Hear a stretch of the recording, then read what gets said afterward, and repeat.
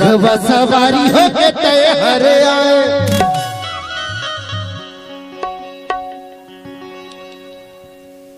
काली दुर्गा सीता सती नाम धराए नावती के परया नवेर लाल के नावती के पर नावती के परया नवेर लाल के नावती के पर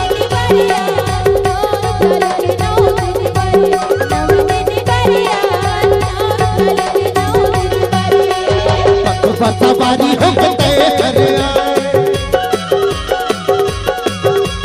बघवा सवारी होके तय हर आए, काली दुर्गा सीता सती नाम धराए नावती के परया नवेर लाल के नावती के पर के परया नवेर लाल के नावती के पर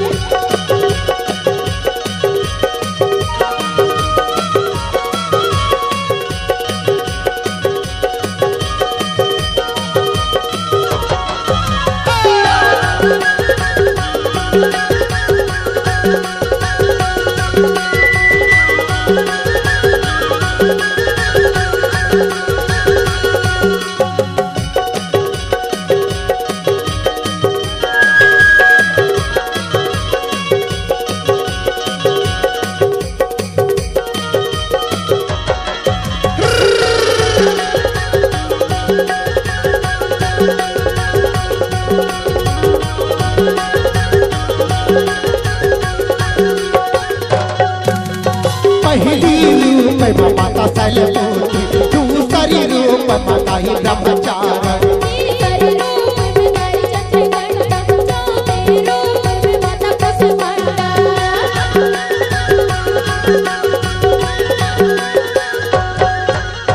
पहली रूप में माता सैलवती, दूसरी रूप में माता ही ब्रह्मचारिणी,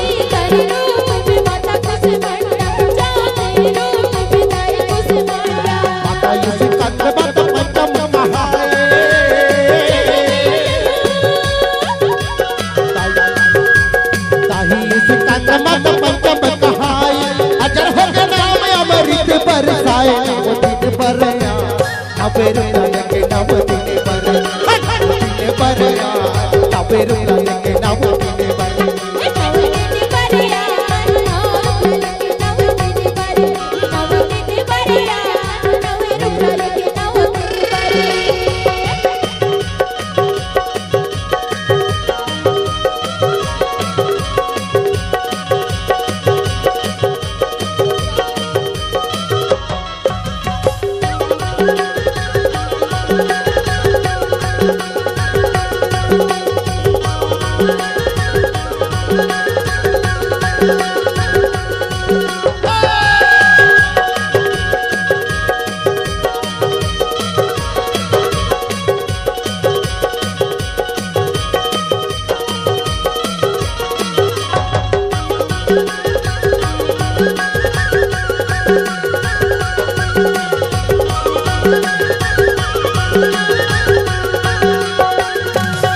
छठवीं रूप बताही कहता,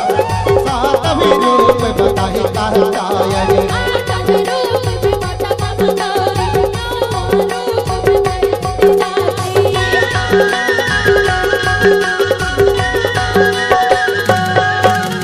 छठवीं रूप बताही कहता,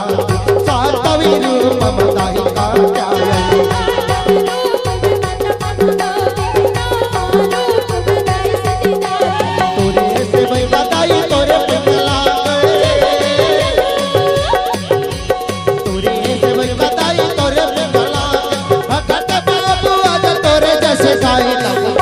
नवेर लाल के नावती के पर